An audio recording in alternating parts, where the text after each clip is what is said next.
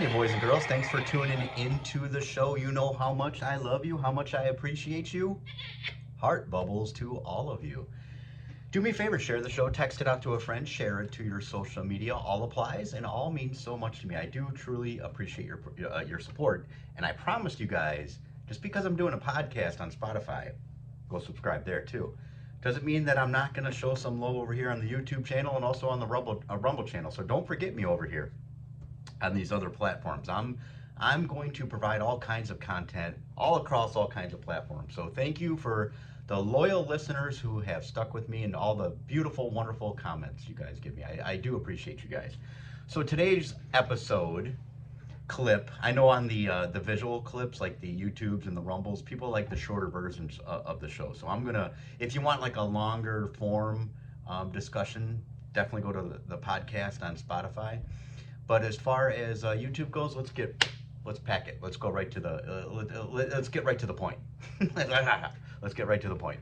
So today's show is going to be about writing down your goals and the magic behind writing down your goals. There's something that happens when you write it down, because a lot of times, if you notice, people go through life and they always talk about what they're gonna do. I'm gonna do this, I want to do this, one day I'm gonna, and they kind of never get to it. It's just kind of throwing things out there. Now, although some of that is good, you should throw things out there, because a lot of times what you focus on, and I think most of the time, by the way, the things that you focus on, it sends commands to your subconscious mind, and it's kind of like commands that are telling you what to attract into your life.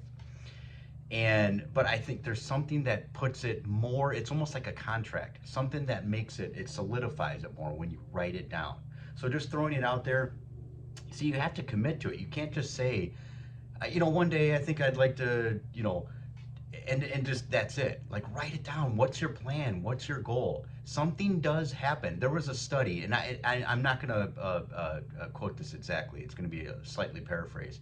But there was a study done many years ago at some prestigious college, and a certain number of the people who were graduating that year wrote down their goals. And it was something like 97% of the people who wrote down the goals were the most successful out of anyone else who graduated from that class.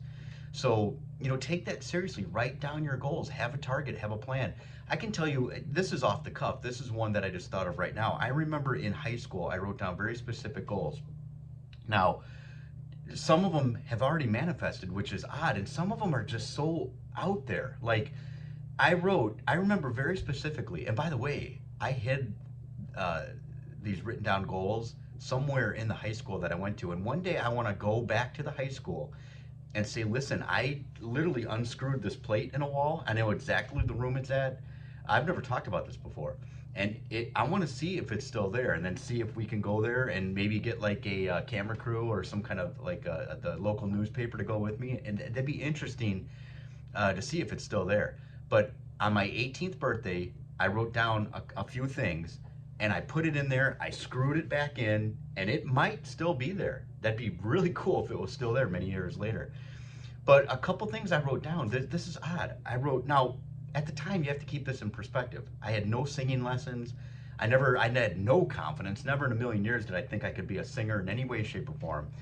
But I wrote, I'm going to be a famous singer in a band. Then I also wrote, I'm going to live in Hawaii.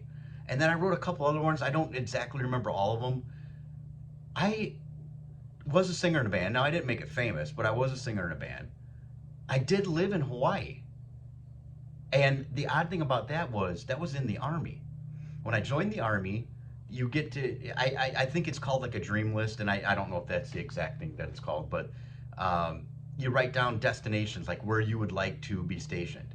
And I remember, this is really cool, I wrote down, you get to pick 3 places, if I remember correctly, and I'm pretty sure that's accurate. And I don't know if they still do this to this day, but back then they did. And I wrote down Florida, or I think I wrote down in order, I believe, Hawaii, Florida, and Germany, I think.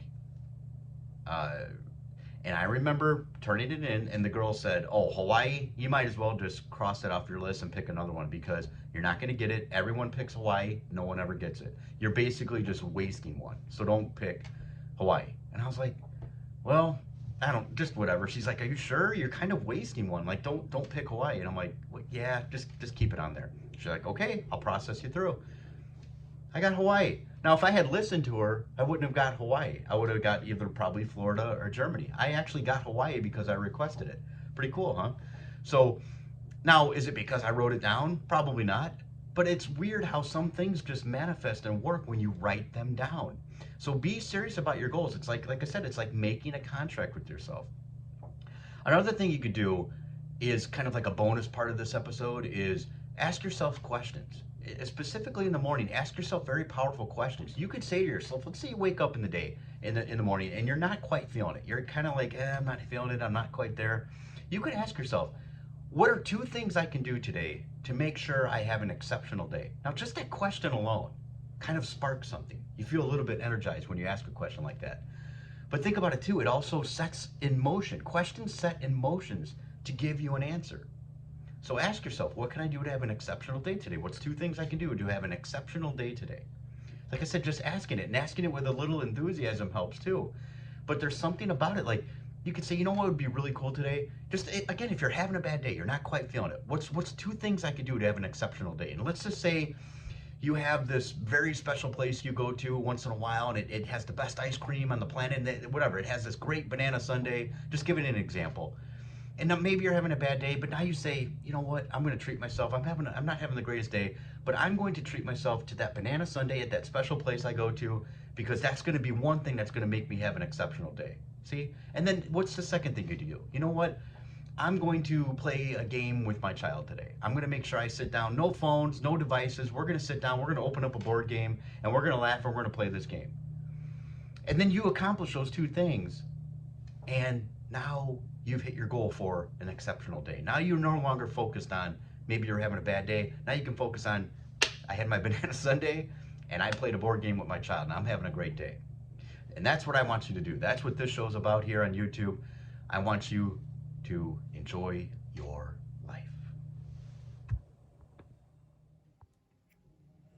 Daddy, Daddy, you're so awesome.